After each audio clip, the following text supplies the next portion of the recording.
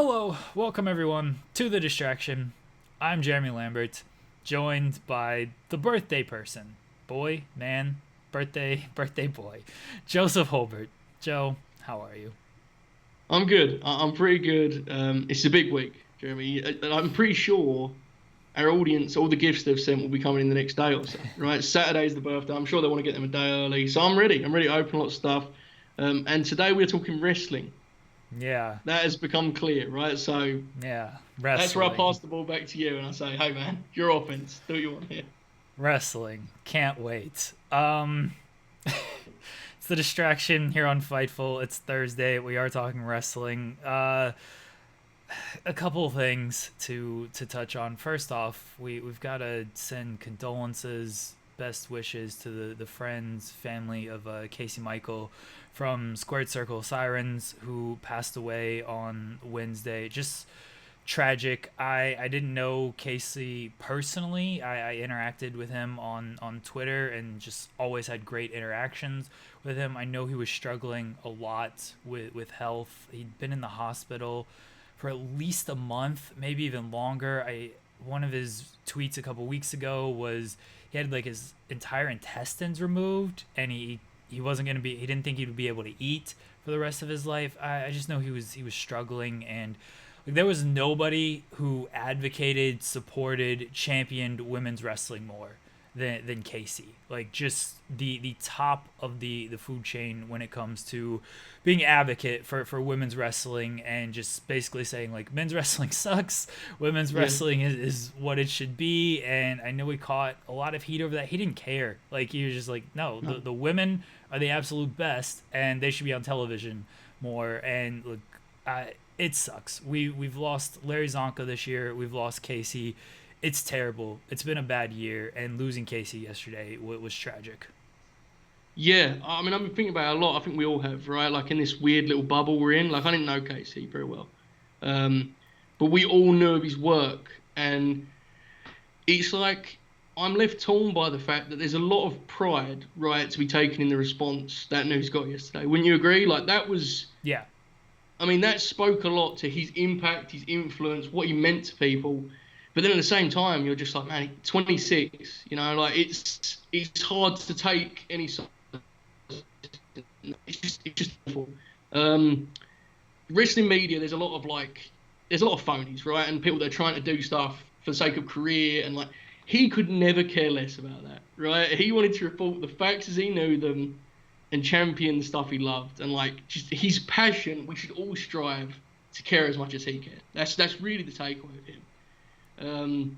Yeah, man, it's so sad, but like it doesn't make it better by any means. It's just an awful situation all around. But like just seeing the outpouring, the amount of people as high up as they went yesterday on Twitter last night, right? It's like, man, there's a lot to be proud of that. And like I think eventually that will kind of, but it's very important. I got to stress, like if you followed his work or if you didn't, like keep him in mind. Remember him. Remember his message. He deserves that much. He worked very hard for that.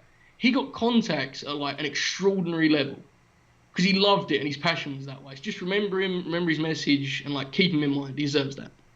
I think RIP Casey was trending up to number 11 Yeah. on Twitter yesterday. It might have gotten higher, but you're right. The amount of people who said something. Sasha Banks, Charlotte Flair, like Hmm. legitimately the top women in wrestling had something to say and remembered him. Like that was his influence. Like there was nobody better when it came to reporting on women's wrestling, champion women's wrestling. Like he was the absolute best at that. And like women's wrestling is it's going to suffer because he is no longer doing that for the industry.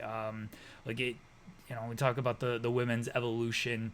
Casey played a big role in that. I truly believe that Yeah. Casey played a big role in helping the women's evolution and getting them to the spot that they're at now. 100%. And on a personal note, um, I wish I knew Casey more on just the most sort of like general way possible. If there's anyone out there that you think about messaging and wishing well, do it while you can.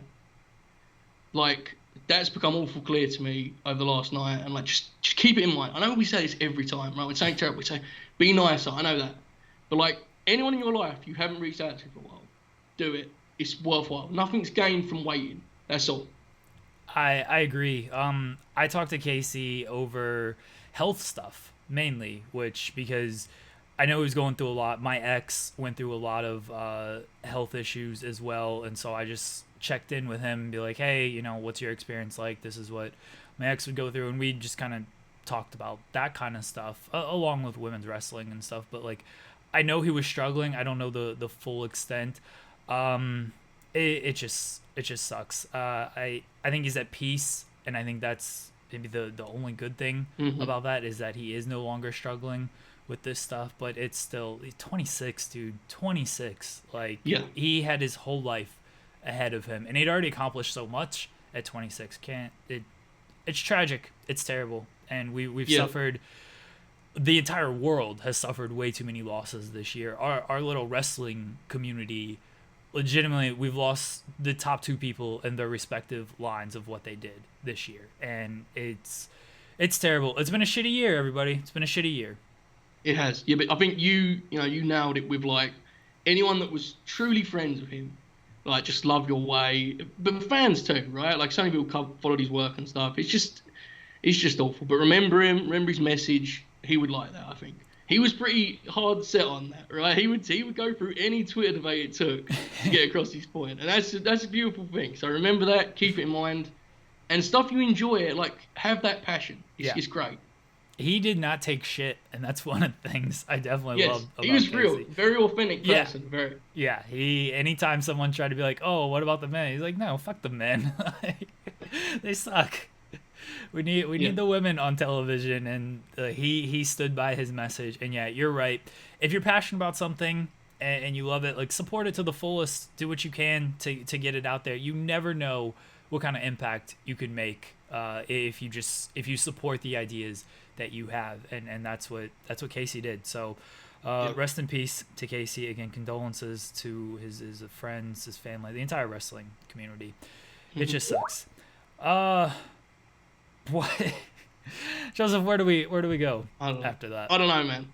I really and truly was like, I mean, I'm with you. I know of his problems, but it caught me so off guard. I don't know kind of what we expected when we started this segment, but like, it's hard to go from that to being like, what did you think of this pay-per-view? Right? Yeah. It really is. But that's what we're gonna do. So there's no transition for us here, right? Like that's just what it is.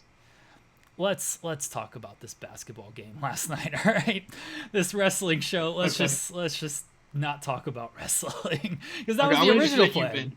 Yes, I'm gonna let you vent, and I'm gonna like just sit back and. Look, first off, I gotta take a drink, and because it's your birthday, I don't have a Pepsi Max. I wrote Max on there. That's strong. To have That's Pepsi. Strong. When I went to the store to get a Pepsi Max, the lady was like, "Yeah, we haven't sold that in years." I was like, "Oh, yes. All right." So I got a regular Pepsi, and then I just Sharpied on Max on there, just for you, Joseph, just for your birthday. I think it's incredible, and it says a lot about this podcast that our way of lifting the tone up is Pepsi Max followed by like devastating basketball talk. But here we are.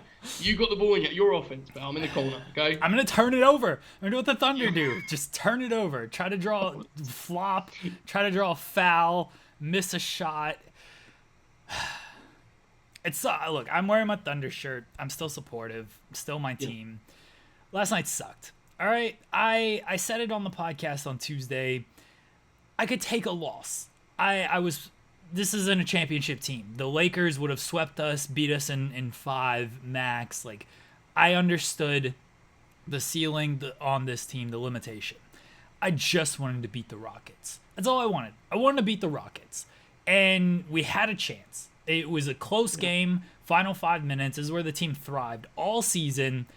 And for some reason, I mean, the reason is, like, this is just what happens with Oklahoma City. It doesn't matter who is there, the personnel, it does not seem to matter. It doesn't matter how good the season was going, how good things were going in the game, before the game, the week before the game, the games prior. It doesn't matter.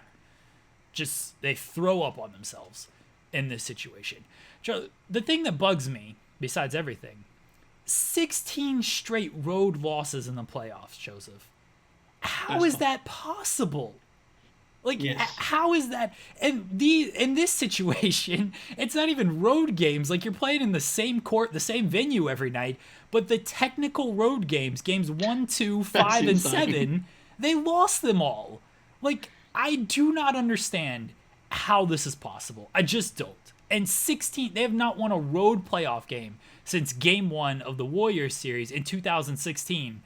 And literally nothing has gone right since then. I mean, they got up 3-1. I guess that went right. But then, what happened after that? Just, it sucks to be. It's great to be a fan of this team. They make the playoffs every year. They're competitive a lot of years. It sucks to be a fan of this team. Yeah. I don't know how to tackle this one here. I don't want to. I would rather be like, I don't know if you, as a Sixers fan, you understood the especially when Simmons got injured, you knew what was gonna happen. You knew it. Like, oh yes, the sweep, like, you were prepared. You're like, okay, let's get swept. You texted me during game 3, which was close, and you're like, Chris Paul doing great, and I text you, I was like, I would rather get swept. Like, just end it. Just let me know, like, all right, this team wasn't supposed to be here. They made it. They lost to the team that went all in this year. Fine. I would rather get swept than get the false hope of game 7, final minute, close game, like, we could possibly do this, and then still just lose. I got 4 hours of sleep last night. I'm doing the show on 4 hours of sleep. I was doing articles at 2 a.m. last night. Sean's like, Kevin Nash said he tested for positive for COVID at 1:30, and I'm like, I'm up. I know I'm not going to bed anytime soon. May as well just do it. Like, I'm doing articles at 2 a.m. And all because, like, I was just stewing over this game. I don't feel like I asked for a lot. A first round victory. That's all I want. That's not a lot, yes. I don't think. And couldn't get it. And just... Are you interested in tackling where it went wrong, or do you not care? It went wrong because Billy Donovan decides to play Steven Adams for 40 minutes a game, even though it's clear to the entire world that Steven Adams cannot play in this series. Darius Baisley plays great in the first half. Great. He played great all series. He can defend multiple positions. He gets rebounds. He spaces the floor. He attacks off the dribble. He sets a good enough pick. He was great. Even Nerlens Noel, he's limited, but at least he has some spring in his step. Yes. Steven Adams could not jump over a piece of paper in this series. That's how limited he was. Just useless. Absolutely useless. And Donovan is still like, I've got to play Adams and Gallinari, even though they can't defend in space, and it limits your spacing because Adams isn't drifting outside of the paint. I don't get it. I don't. Donovan seems like a nice fellow. Sure, great college coach and everything.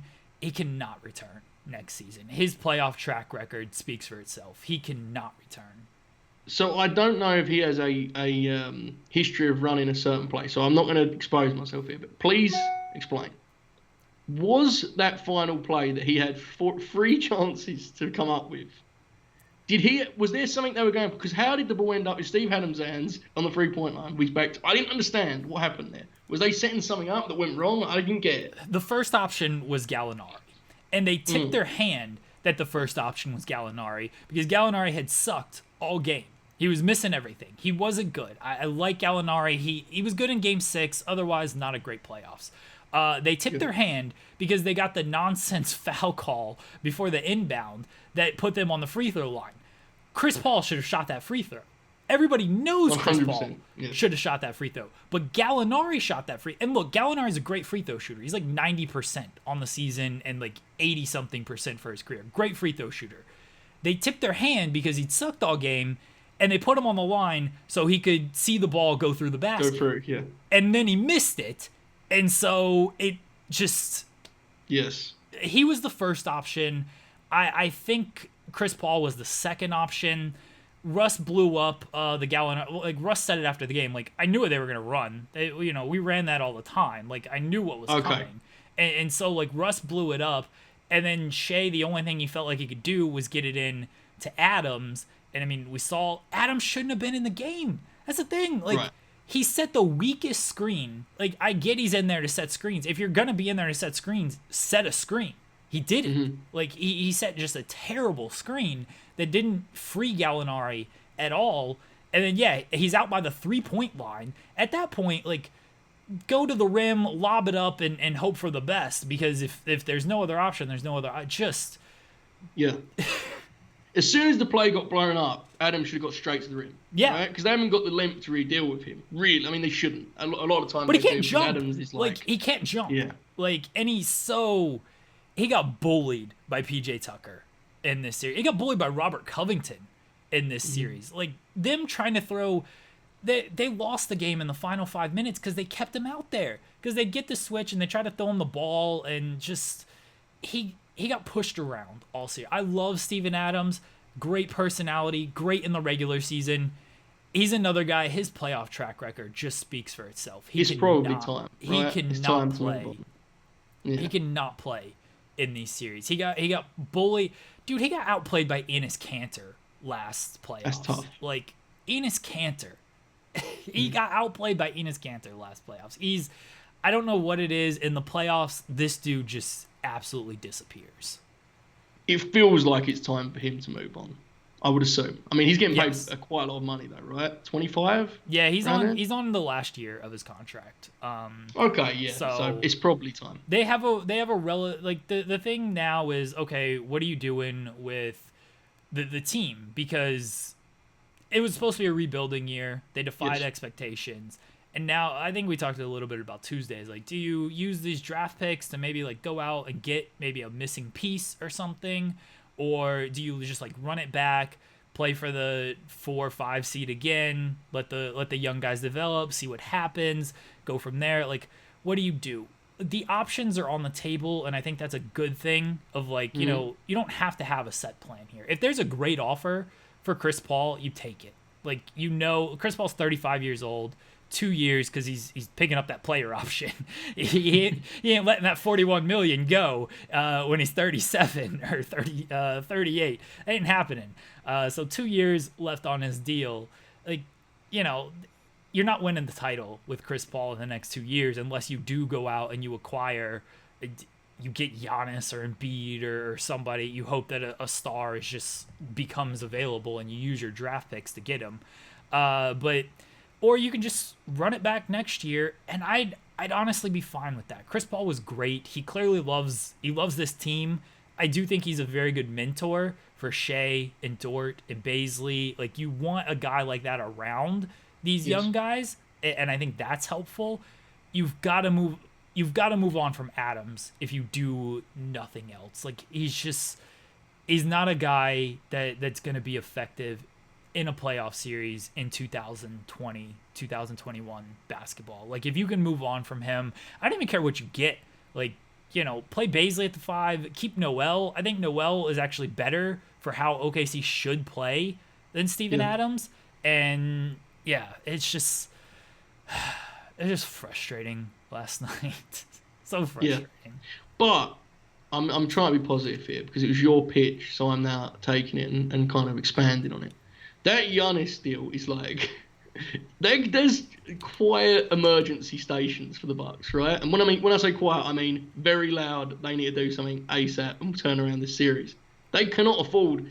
What's the deal with Bud playing guys 30 minutes, 32 minutes? Dude, this is a Billy Donovan thing. I mean, maybe this is why they should have been co-coaches of the year because they're very similar.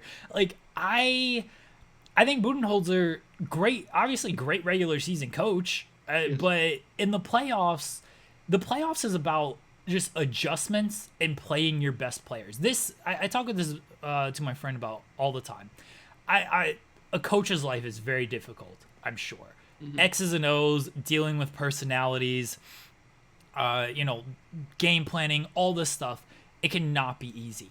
I feel like the easiest thing to do as a coach is just put the best guys on the floor to win. Like, who are your 5 best guys who are playing the best, who give you the best shot at win? Put them on the floor, and then you can figure it out from there. And that's what Donovan does poorly, as demonstrated by this series and by every series that is in the past. And that's what Budenholzer does poorly, in that, like, why are Giannis and Middleton sitting at the same time? Yeah. Like, one of them should be on the floor at all times. This is what Scott Brooks did in OKC. Oh, we got to play Westbrook and Durant. No, you keep, like, Mike D'Antoni, for all his flaws, I give him credit in that he's like, I have Russell Westbrook, I have James Harden. He said this when they acquired Chris Paul, actually. He's like, for 48 minutes, we're getting elite guard play. Yes. Because they're either going to be on the floor together, or when one is off, one is still going to be on. And look, Donovan did a great job of this in the regular season and in the playoffs, of like, all right, we're always going to have two of Shea, Schroeder, and Paul on the floor at all times. Like, great. The problem is you have other guys to worry about as well, in that if a guy like Adams has been so ineffective, get him off the floor. Yes, I just checked. Chris Middleton played 33 minutes and was plus 18. It's the playoffs. Like, you've got to play these guys 40 minutes. Like, yeah, I don't know. Bizarre. I don't get it. So there you go. That's what I'm telling you anyway. You're trading for Giannis Antetokounmpo in like 2 weeks. Chill. You're good, bro. You're good. You're only going to give up Steve Adams and a second. It's done. And a second, to be generous, okay? And a second. You're going to pitch it, you'll be like, move Brook to the 4, put Adams in at the 5, championship. My friend and I did will Paul George, speak Paul George into existence a couple years ago. When we were floating out trade ideas, we floated out the Giannis idea, because the Bucks, like, if the Bucks lose in the second round, I don't know what they're going to do with that team, but Giannis has a year left on his contract, and if he has no assurances that he's going to re-sign there, OKC can offer just a gold mine of draft picks. And look, one season of Giannis, I will take my chances with Giannis, Shea, Chris Paul, Lou Dort, the GOAT, Lou Dort, and Gallinari. Re-sign Gallinari and run with, look, that starting lineup, Dennis Schroeder off the bench. I'm taking my chances with that team. Whatever happens from this point forward, the quote of the playoffs will be Mark Jackson seriously and sincerely being able to say Lou Dort is outplaying James Harden while it showed their stats next. I was like, this is surreal, man. This is insane. That's what's also so frustrating, is like, you got 30 from Lou Dort. Yes. And like, right. He checked Harden all game, like all series. Like, Dort was fantastic this series. Mm-hmm. This is why I understand it was never about this season. Shut up, Siri. It was never about this season. I get that. And the future's good with Shea, Baisley, and Dort. Like, all three of those guys played very good this series. And they're 20, 21, and 22. The future's bright with those guys. All these draft picks. It all looks very good. I just want to beat this Rockets team. And I wanted that victory laugh, the victory lap. Like, I just wanted that. I feel like I don't get that often in sports. Like, I always, during these, I go to bed angry. Like, dude, we haven't been out of the first round in 4 years now. In 2 of those years, we thought we were like a championship contender. This year, it's just a Game 7, a 4-5, the Russ MVP season, whatever. Like, prior to that, just so much heartbreak in the playoffs. I have people messaging me like, oh, imagine being a Knicks fan. Imagine being a Bulls fan. I would love that, actually. Because your season is over by game 40. It's like, whatever. Got invested for 40 games. Don't care anymore. Like, now I can just watch fun, make fun of the team. They suck. Haha. I would much rather deal with that than having this false hope and just having my heart ripped out. I can't believe you got those messages. That is amazing. I hate that. What is the need for that, right? Like, just leave it. Just leave people. Let people suffer when they're at these points. It's very sad. Please leave it. Yeah, I hate that. Pulowski, he's a Bucks fan. And he was like, I'm a very sensitive Bucks fan. If you message me like, Giannis is leaving, any type of slander and stuff, I will block you. And I'm like, that's the right approach. Nobody was like, love this podcast. We've done it twice in a week. No, nobody's messaged like mean things, like slandering the team or anything. Yeah, but okay. like, all right, cool. You're miserable as well. Like, just let me be miserable too. And I'm sorry the Knicks suck, but again, your season's over after 40 games. You know, Yes. I'd rather deal with that. Just like I messaged you, I would have rather just dealt with a sweep. At least you know it's done. It's whatever. Like my hockey team is going through we were down 3-1. It's like cool. Just put us out in 5. We're gonna play Game 7 tomorrow. It's gonna be on during SmackDown. I'm gonna be doing the SmackDown post show, like looking over here at my television the entire time. Sean's gonna be like, what'd you think of this segment? I don't give a fuck about Jeff Hardy. I'm trying to watch my hockey team rip my heart out 2 nights after my basketball team does it. Stupid. What are we talking about, Joe? We're not talking about Jeff Hardy. I promise he's not. We are talking about, Jeremy, I'm going to get us back on track.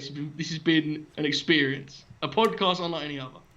We are talking about Payback, Start of a New Line, I think was the official name of the pay-per-view, which went off the air, Jeremy, with a new WWE Universal Champion. That's correct. The big dog, Paul Heyman client, Roman Reigns. Jeremy, what did you think of this? It's fine. Okay, so I love that Braun and Bray had to construct 2 separate singles matches against each other in a week. Bray must have been like, how much is my pay going up? 2 matches, 1 week. What is this? Roman Reigns, you like the Roman Reigns. Come on, Trevor, you like the Roman Reigns. Tell us about how much you like the Roman Reigns. I like Roman Reigns. I'm glad he's back. The Paul Heyman pairing is interesting. You know, he's a heel now. And he'll be shooting, brother. We called that this Roman Reigns, Bray Wyatt, yes. or Bray Wyatt, Paul Heyman, this Reigns and Heyman alliance last week. We said, oh, they're both shooting. This is very Paul Heyman-like. You know, you got to read between the lines here on this show. You got to pay attention to the layers on this show to see what we are real, or to hear what we are really telling you. If you do that, you know what's going to happen.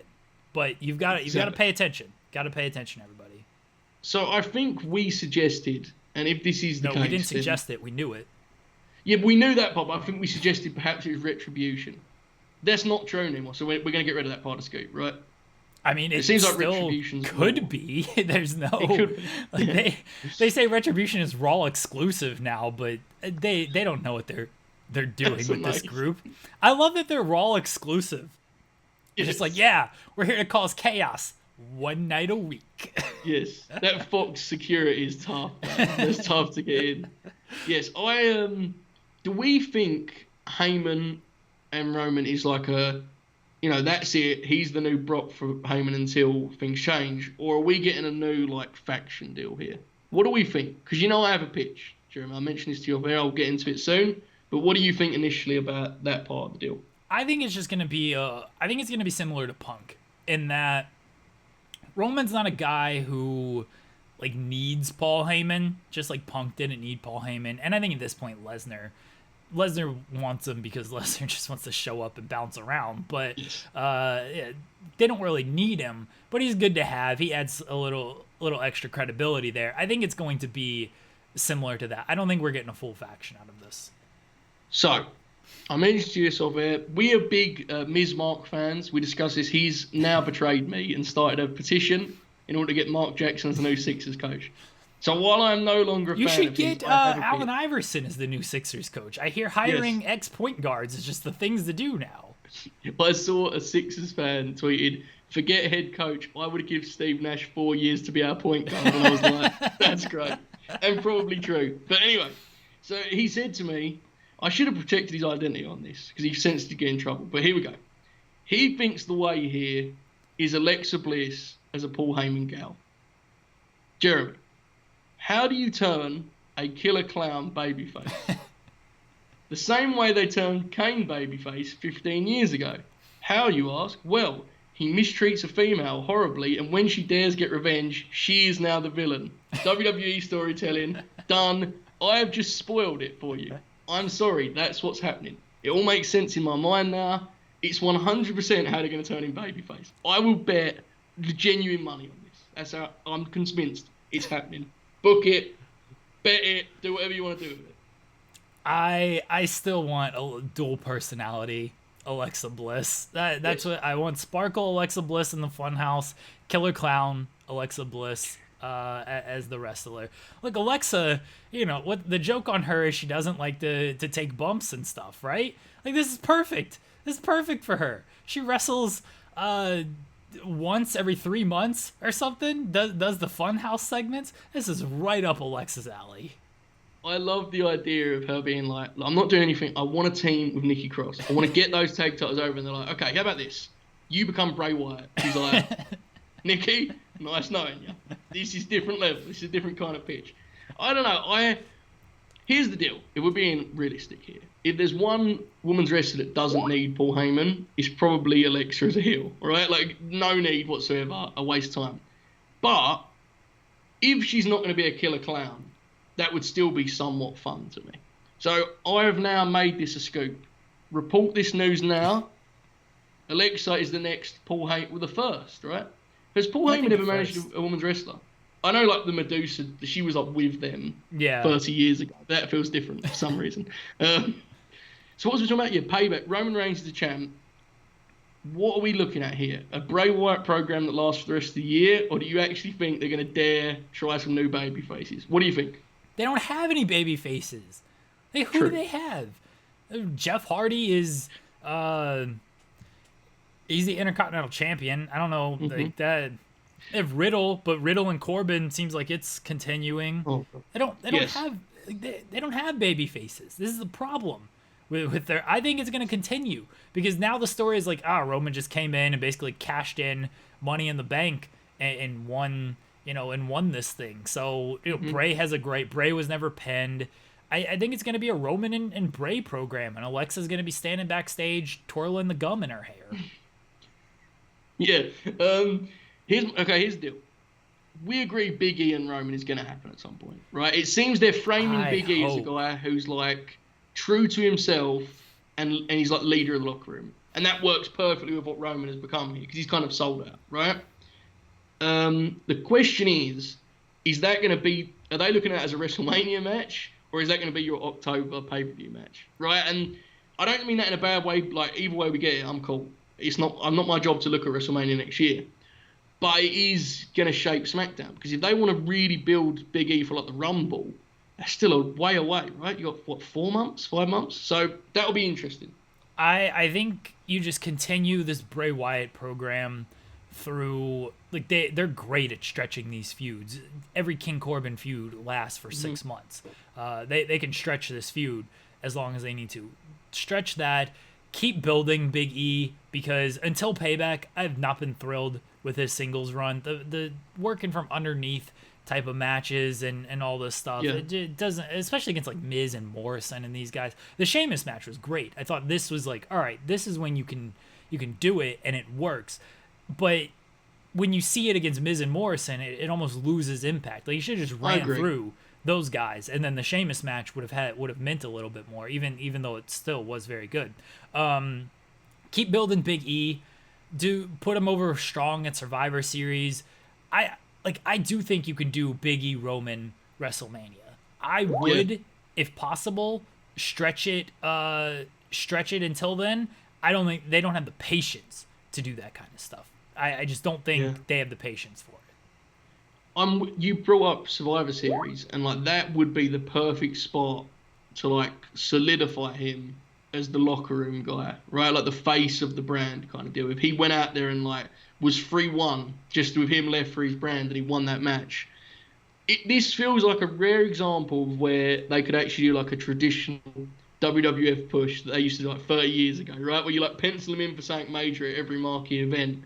I hope that's the case. But again, I'm just happy with the program. That's a genuinely fresh matchup between two guys that like I believe in as top guys. And I can't really argue with that. Wherever they do it, I'll happily watch. So, I mean, other than him, obviously a shake-up would make it easier, I guess, right? You could send Owens at him, maybe? I don't know.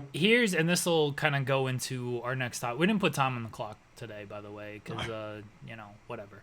Not a traditional show, as you can tell by the first 25 minutes of basketball talk. Say that for the end, usually. Transitioning into the next thing, here's where you can go with a shakeup. Keith Lee. because you had the Keith Lee and Roman Reigns moment last year at Survivor Series. You can potentially build off that going into this year's Survivor Series. Even like Keith Lee can be your WrestleMania guy. You can move Big E, the whole New Day, to Raw or something, and have him do the Raw title program against whoever, Randy, if Randy's the champion, whoever the champion is at that point. But Keith Lee is certainly there. Look, we were worried about him last week. The music thing still sucks. It's terrible. It's generic music. They at least got him out of the skirt, so his gear looks a lot. The shirt, whatever. I don't care that he's wearing a shirt. So they did that, but they put him over strong at Payback. He beat Orton in like 5 minutes. Clean victory. I mean, Lee is pretty made at this point, and so like you can make Keith Lee and build him and potentially do him against Roman. Yeah, we have to.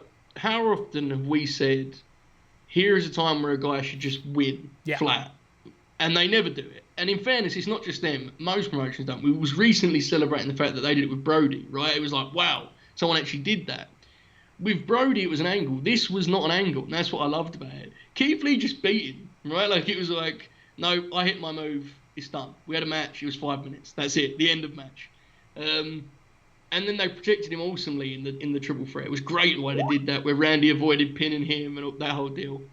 He was beating up two of the top guys of the last decade. You know, that's pretty great. I think you're going to get Keith Lee and Randy as the full title program. I think Randy's getting the belt, and to be honest, and maybe this is my own weird way of thinking, him doing the Payback favors the way he did them convinced me he's getting the belt. Like, that was such a... I know the business has changed, Jeremy. You told me that many months ago. But still... On the premiere episode, I told you this. Yes. What a moment it was.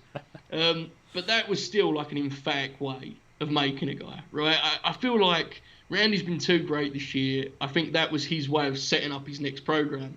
What that means for Drew maybe answers our last question. Maybe then you send Drew to SmackDown and you have Drew and Roman. Drew's whole deal, as you know, transcribing 100 of his interviews, is that he's all about locker room culture and all that deal. And, like, you know, maybe that's what you do. In fact, that is definitely what you do, Jeremy, because he just beat Brock Lesnar, so he has to deal with Heyman. There you go, folks. We've just booked like 2 years of the territory. We've done it. Drew is going to SmackDown. Randy's getting the belt. Covered. So they're going to do babyface Drew against heel Roman Reigns? Yes. Do 100%. you think they can bring in Sting and Yokozuna? Well, look, here's the thing. I don't. I'm actually pretty certain they can't, and I think at least 90% of our audience is like, I have no idea what's going on. But the 10 that gets here has just erupted. They're like, I get where this is going. But Watch that the is product, what I think folks. Watch the product. Yes. You had Heyman, right? You had Brock. That's a different thing. No. Yeah. Yes. But that actually makes sense. They definitely need to get these guys underneath. Like, Owens is, him and Aleister Black will be fine, but I don't think he's winning that program, would be my guess. Because you kind of need to establish Black as a heel. At some point, you're going to have to do something with Kevin Owens. He's too valuable to just be like kind of floating around aimlessly, right? He needs a jolt of some kind. He could be one of your... If he's not your top babyface, he could be number 2 on a brand easily. So they need to figure that out. They haven't done anything with Owens since WrestleMania.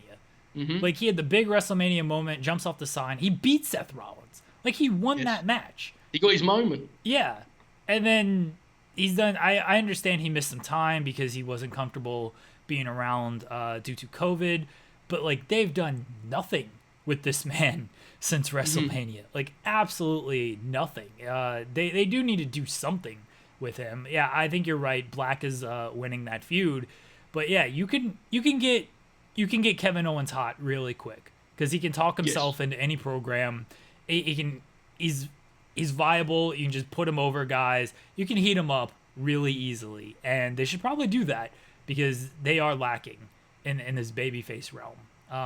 Rey Mysterio, he's hurt now. Look, I'm all for Dominic. I thought Dominic should have won on Monday. Give me the Dominic title reign. You're still a coward for not writing the Dominic feature when I told you that this man is going to be just the future of this business. You could have got in on the ground floor with Dominic, Joe. You could have wrote the SummerSlam feature and be like, man, before this kid wrestled his first match, I wrote this feature on him, which was great.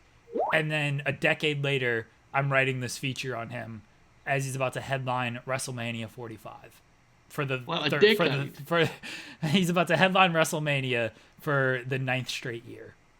Yes, that sounds more accurate. That's where I think we're headed.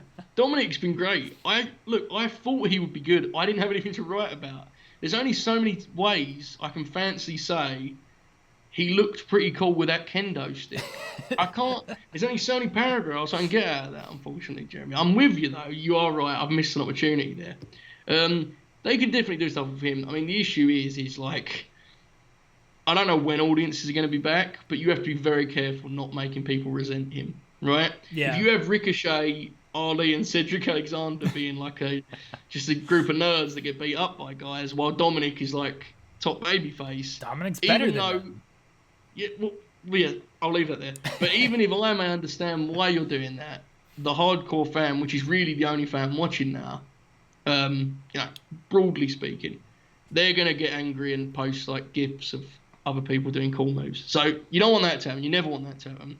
They just have to be careful with how they... I mean, thus far they've done that, right? He's been like the valiant loser who makes his mother cry.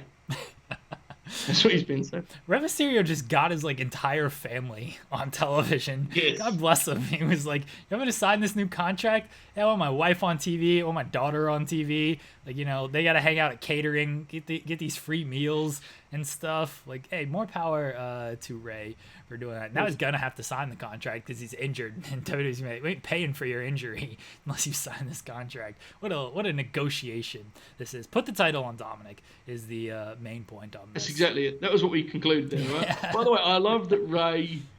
Like, I love the fact that he's got like a missing eye. It's just now, like his eye is destroyed. And no one even cares. This is still like. Yeah, his eye, they never really gave an update. They're like, oh yeah, the optical nerve wasn't detached. Like, whatever that means, at the local medical facility, whatever that means. But if you're going to do this, like, patch over his mask, this giant patch for the rest of his career, yes, why didn't you just, like, CGI this eye coming out and, like, blood everywhere and, like, squirting and stuff? Like, Seth Rollins could have, like, stomped on his eyeball or something. Oh, wow. I don't know. Yeah, Curb stomped it even. He could have, like, bounced it and then curb stomped it on the catch. Exactly. Like, that's what should have happened with this if you're just going to do this stupid eye patch mask anyway. Instead, they're like, oh, yeah, like, just dangling gummy ball that never really got detached. And he's fine. It's so dumb. Like, he'll just like wrestle as normal, and then in the 15th minute of the match, he'll be like, "Oh yeah, do you remember when his eye nearly got taken out?"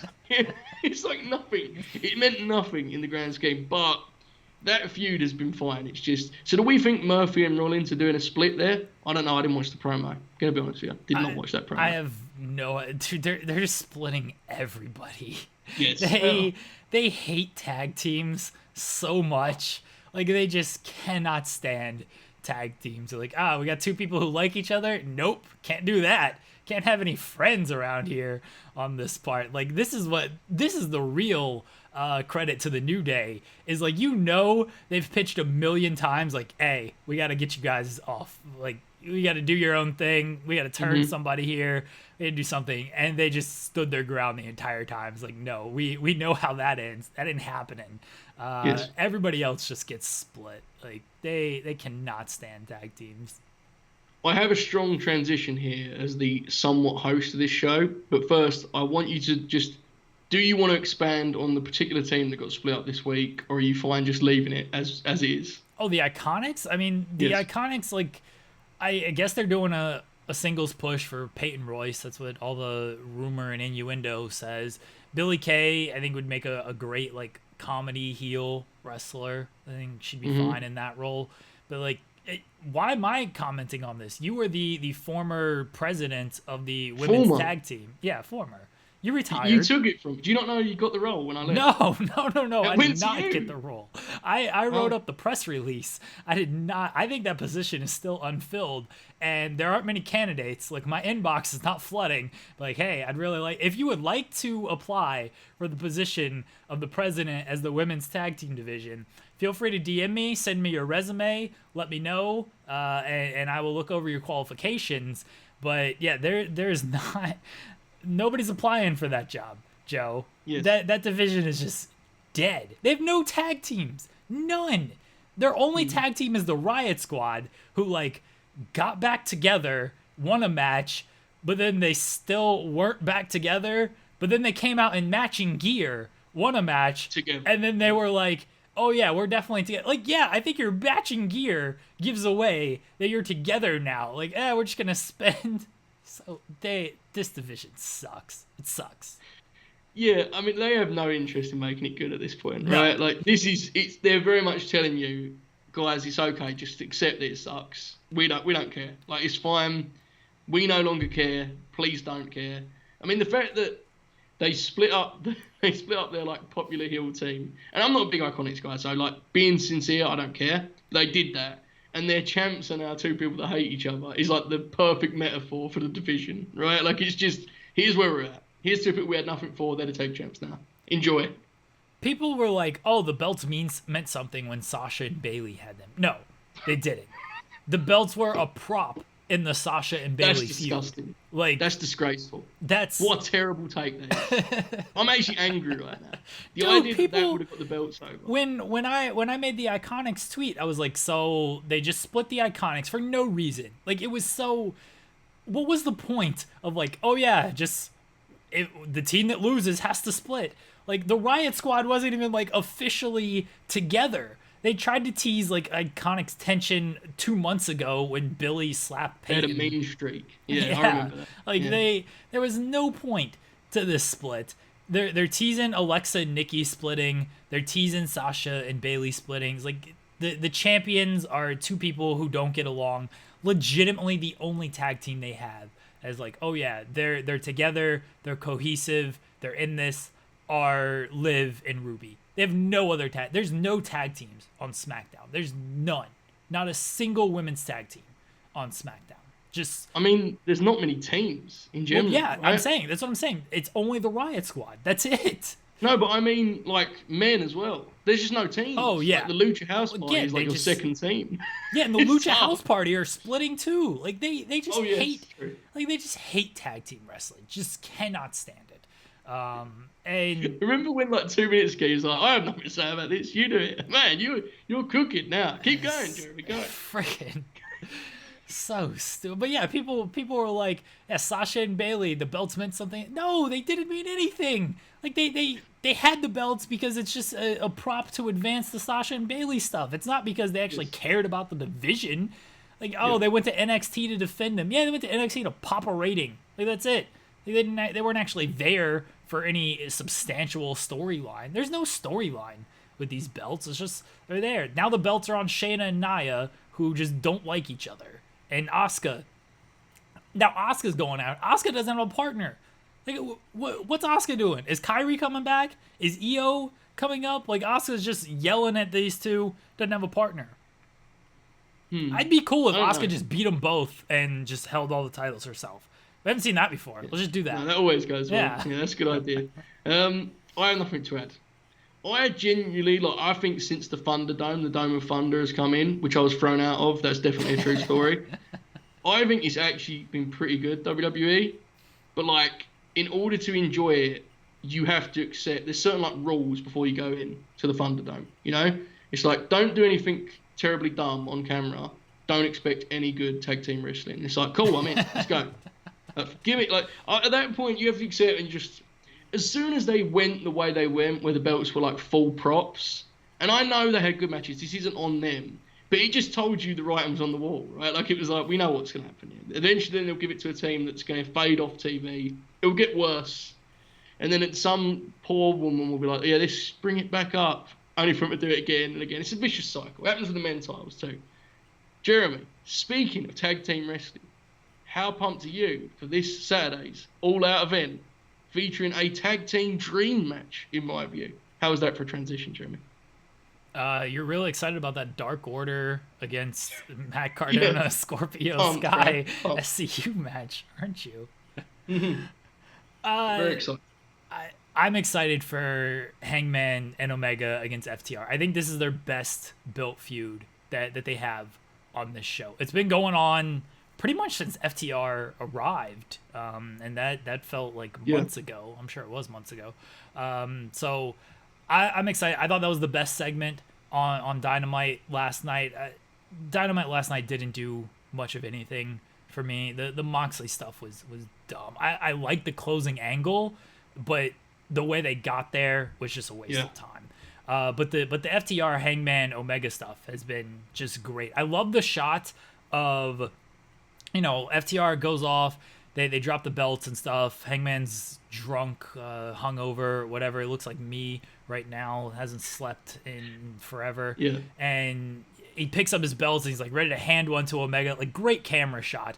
And then it pans out. You see Omega's on the outside. It's like, oh, poor Hangman. This guy just has nobody. Like, nobody trusts this guy. He's in his own head. He's drinking too much. This angle's been great. I cannot wait for this match. I assume it'll be off the charts because FTR are a great tag team, and I mean we've seen Hangman and Omega. That match against the Bucks was amazing, so I assume it's probably going to be the best match on the show.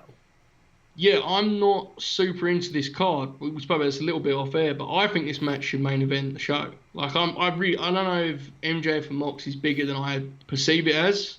I think Mox is a great champ. I don't think it almost feels a little B pay-per-view-ish to me as a world title match. Not because of the two guys, because of the way it's been set up. I don't buy MJF if he's winning the title. And that's always, when you have 4 pay-per-views a year, that's a pretty big factor, I think. I think a big selling point for this show is their track record, right? Like, people have enjoyed their pay-per-views, and let's be honest, this one will probably be fun too. As a card, I think it's just fine, but this match has potential, as you just touched on there, like the reasons you stated, man. Like, this could be spectacular if this gets time to, and I'm glad that this week's angle put Hangman against FTR more too, because if it's still them trying to manipulate him as friends, I feared that the kind of angle element would overlap too much of a long match, and you'd spend 10 minutes with that whole deal. That isn't the case now. Hangman's just stuck. He's in the middle of this and he's going to try and beat some people up, so that should be fun. I think they should go on last. Outside of that, is there anything for you? I mean, I think the women's title match is a joint sort of like, we both want that to succeed. I think it will be very good. But is there anything you're dying to see on this show? I do think the women's title match, I don't think it'll be good as the tag team match. It definitely has the potential to be the second best match on the show, though, because Thunder Rosa is very good. Akira Shida is very good. And I would assume they're going to get time. Like, Rosa and Serena Deeb got time. Good match. Yeah, very good match. It was a good match. And like, they got time on Dynamite. I mean, look, if the women get more than 3 minutes on Dynamite, then they're doing, it shows they show some level of care to it. So I think that'll be a good match. I'm looking forward to that.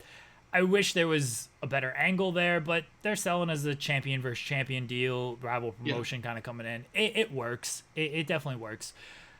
Anything else? Like, I actually think MJF is going to win on Saturday. Wow. Yes.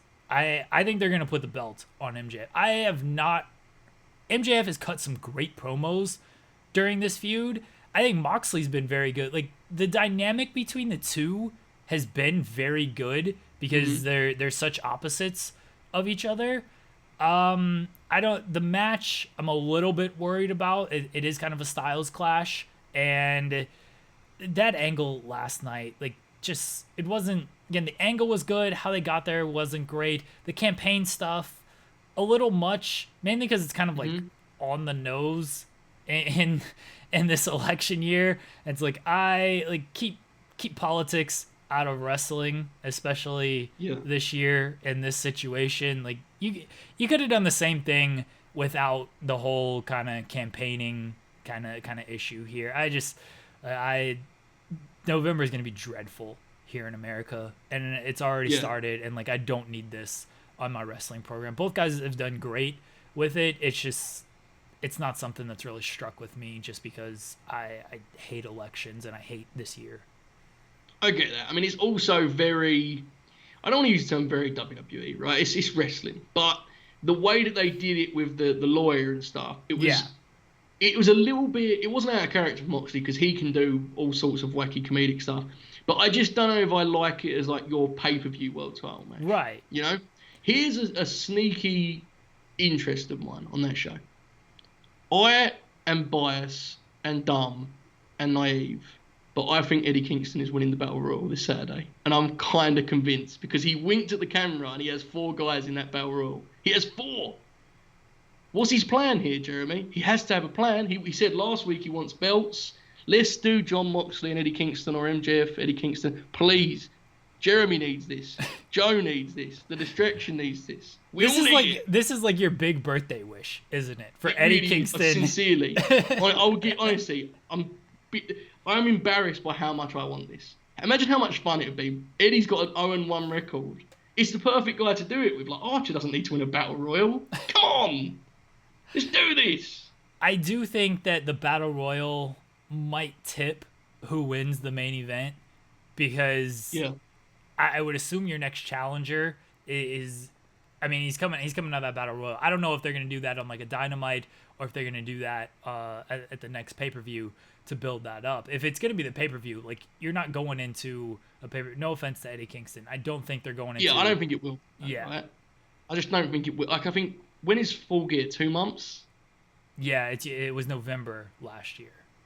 It just feels like a perfect TV main event to me. I don't think there's anyone in the battle royal I'd do as a pay-per-view main event. You know, I don't know. I haven't thought about that deep. If you go Darby and you have 2 months to build Darby, and I mean, you can do Moxley or MJF at that point, honestly. I think Darby is one guy who there could be a surprise. Brock Lesnar, I've heard there's rumblings that he's a free agent. He could certainly be a surprise in this battle royal. Mox has got to get that win back, brother. Bring Brock in. They're on Mox's turf now. Bro, we both know where Brock is going. Nick Aldis, hold that title tight, okay? We know where Brock's going. Smashing Pumpkins, they're firing up. They're ready for a new tour. They don't care about no COVID. They said, we're touring. We need Brock Lesnar. Let's go. Aldis would 100% just be like, yeah, let's get Brock in so I can beat him. Like, Aldis ain't going over. Aldis, like, this guy ain't going over me. Like, I'm winning this match. And Brock will just be like, what is happening? No. I do want Moxley and Brock on AEW terms, but I don't like care about the match. I just want like the backstage talk. Like, just give me a camera that follows them around through the negotiations of like laying out this match after what happened at WrestleMania a few years ago. I don't think you're gonna get that wish, to be honest. I think my wish is actually more realistic in this case. But neither seem like you've really thrown me with the MJF prediction. It feels too soon to me. It feels like this is a match where he's going to gain from it by being, like, tough. And Jim Ross, you know when Jim Ross does the classic, like, gotta respect him. Might not like him. You gotta respect him. And I need Ed Kingston to, like, just do awful things to himself in a match with Jon Moxley. We all need this, don't we? This is what the world needs, I'm pretty sure. Pretty sure I read that somewhere. You know Moxley wants that too. Like, Moxley's probably just like, yeah, give me like 20 minutes to throw myself through barbed wire on Dynamite with Eddie Kingston and glass and light tubes. And Imagine stuff. the promo Eddie Kingston would cut to sell a world title match on TNT. Like, you could do something. This is not, now I'm just full fantasy booking. But the story with him is so, like, natural. And I just wonder what the point of him having 4 friends is. Like, he's clearly got some kind of plan, right? It's a battle royal. Come on, Eddie. Think about this. I know you listen. Think about it. It's simple. 4 guys in there. Come on. I would think he has a plan. Yeah, maybe he's got Proud and Powerful in this battle royal. That could work. Yeah. You know, you could do something there. So, I hope for the sake of your birthday, you get this. I truly hope. One of us deserves some happiness this week. Okay. I'm going to go a step further. If I don't get this, I may request another trade. Oh, my God. I've enjoyed the Thunderdome recently. I may go home. I don't know. I'll be honest with you guys. I may go back home. I'm not sure. New York, I don't know what their COVID numbers are looking like, but that place was always good to me. The fans were great. I have my issues in New York, but I may be going home. By the way, we have a segment every week called Match of the Week, and neither of us put in the format. Do you remember my match of the week? Oh my God. Oh yeah, it was Sasha. I didn't watch it. Would you like me to do a one-man review of the match? I usually watch it on Thursday morning or Wednesday night, and obviously these were dire circumstances. I completely blanked. Do you just want to hold off for next week, or do you really want to? Because after watching it, it's not very distraction. It was very much a bit by me, but it's just a fine wrestling match. It doesn't really fit. And also, I have trained myself to not listen to Michael Cole, Corey Graves, or Jerry Lawler. So therefore, I have no funny commentary notes. I have a couple notes. There is an ad before this match. It's the main event of Raw. And the ad is 205 Live tomorrow, a 6-man tag. Cedric Alexander, Gran Metalik, and Enzo Amore, which is an extraordinary trio in itself, taking on Noam Dar, Drew Gulak, and Tony Nese. And I sat there just thinking, I can't believe they used to advertise that show on Raw. Do you remember when they used to talk about it? Where did that go? Do you remember the ad that had like Tajiri in it for 4 years for no apparent reason? He left after a month. This was my main takeaway from this. Dude, what happened? The Cruiserweight division was Raw exclusive because they had 3 hours. They had time to fill with the Cruiserweight division. Remember Mick Foley cut that excellent promo saying how hyped he was about the Cruiserweight division and then couldn't name anybody? I was legit excited because I love the Cruiserweight Classic.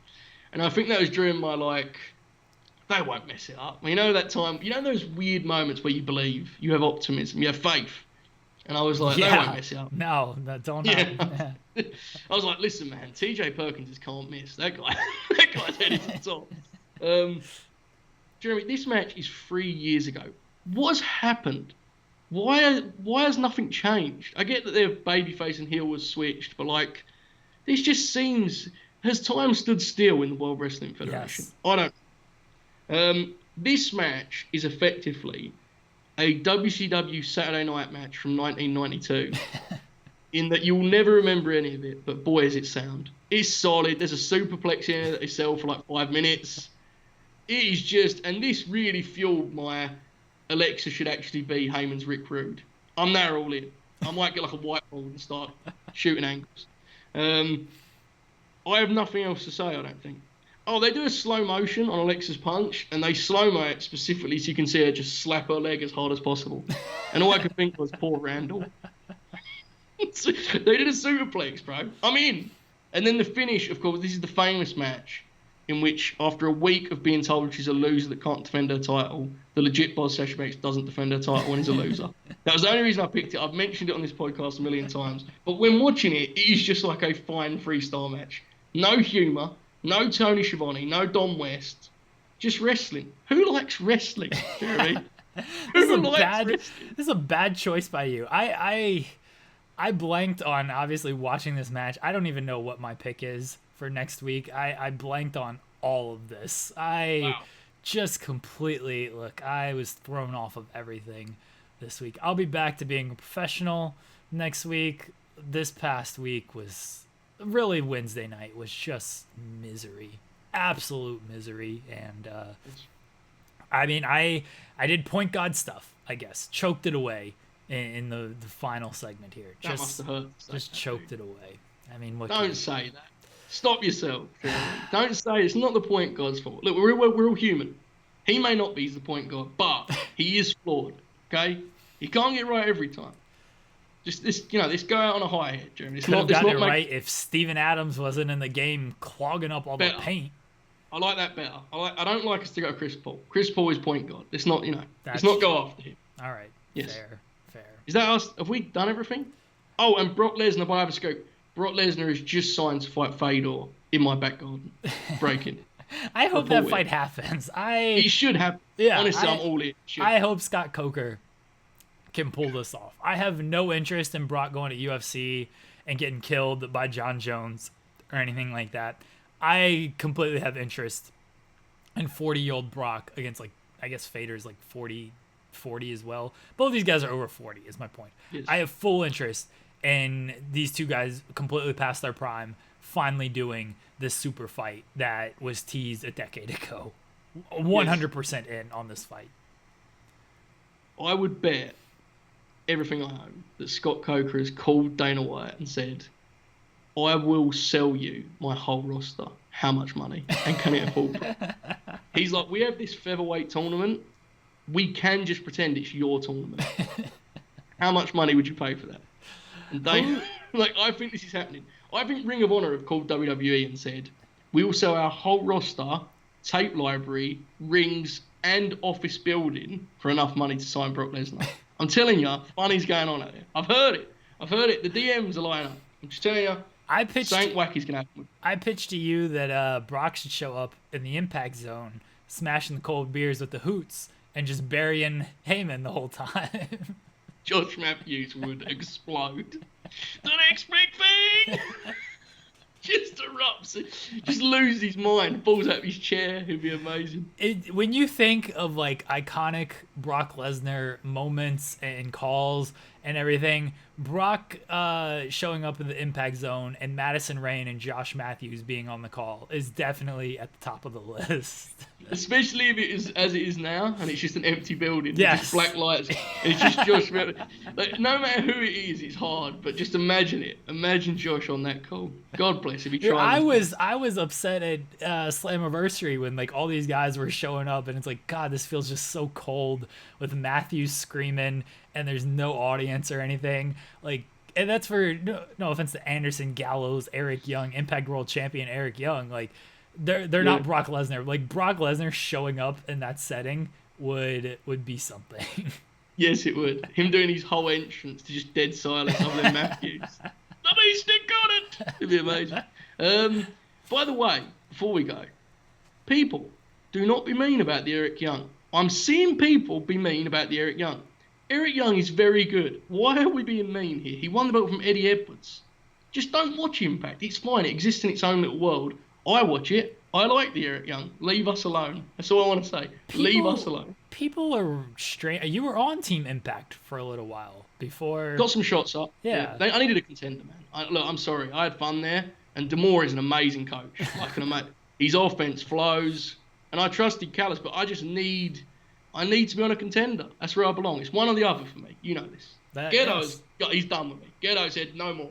No more open threes we missed on my watch. I don't even remember what I was going to say. It was something about, Impact. People have this like misconception that like everything needs to be on the level of WWE. And so, Eric Young he's this ex-WWE guy. He wasn't even on Raw, and now he's the Impact World Champion. This is dumb. Like, it's a different universe.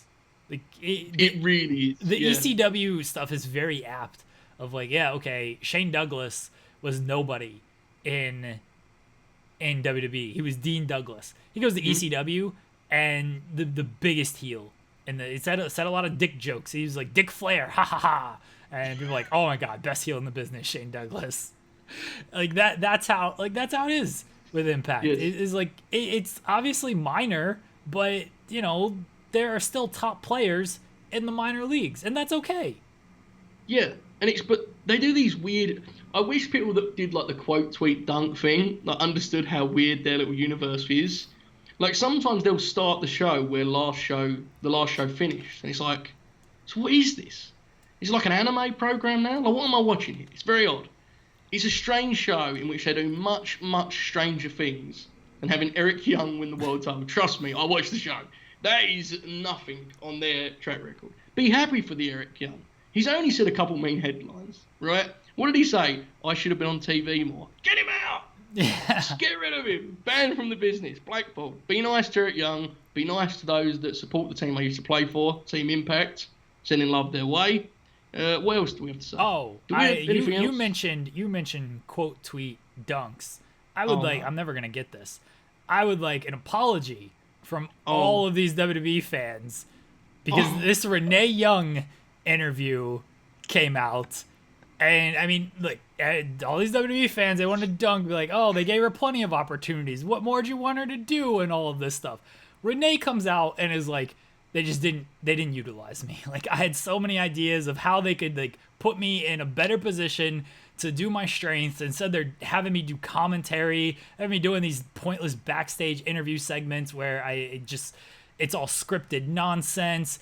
And she's like, she wanted to be like the Megan O'Leary, like doing, stuff on the. She wanted to essentially be the Tony Schiavone, what he does in AEW, where. The host. Yeah, right, the host. Like she wanted to do that kind of stuff, Gene Okerlund kind of stuff. And they're like, we're not going to do any of that. And this was my entire point. People were like, they gave her opportunities. What more do you want from her? Grab the brass ring, blah, blah, blah.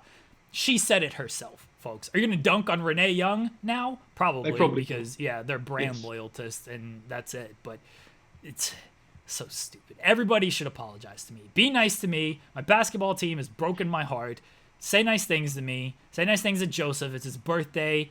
Apologize for trying to dunk on me. You got blocked at the rim, by the way. You tried to go up and I Robert Covington you at the rim. James Harden, you try to jack up the 3 on me, thinking nope. James Harden defense on you, blocked it out of bounds. You thought, oh, you're cute, you're gonna throw the ball. Nope.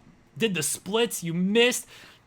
Hate everything, Joseph. I hate everything. That was an incredible route of coping. I really admired that, the way you did that there. It was tremendous. You turned the tables. I mean, that's the end, right? This is it. This is the end. Well, this week's show, that is. I don't Maybe think the this end, is the end just show. in general. It may be. This is the last show. TEW series, by the way, every Tuesday. I think I'm the host now. Every Tuesday, the TEW series. The TEW series is Saturday. What did I say? You said Tuesday. Tuesdays is movie reviews. Why don't we put it to Tuesdays now? Because I've confused people. Why don't we do that? No. We only have 2 episodes left in the TEW series. It's Saturday. It's Saturday. My point was going to be, Jeremy, that reached an abrupt end. If you want to see an abrupt end, check out the last 2 episodes of that show, because that is truly an epic fall, isn't it? I mean, we're shooting way ahead, and all of a sudden we're done. It's finished. No more. This, I believe, will continue. Are we saying this show is continuing? Because I think it is, right? Yeah, sure. For now, whatever. For now. When my hockey team loses tomorrow, I mean, I'll at least have a week to stew, and I'll be over it. It'll be fine. But sure, yeah, we'll be back next week talking All Out, Fallout, and whatever WWE is gonna do. Retribution, being Raw exclusive. And next Tuesday, Jeremy, what film are we reviewing? I don't know. I have features. Read Joe's features. That's the point I wanted to make. There you go. Joe did a great feature on Jon Moxley that everyone should read. His match. Do what? No, big feature, and then one of these podcasts and buried his match. Classic Joe move.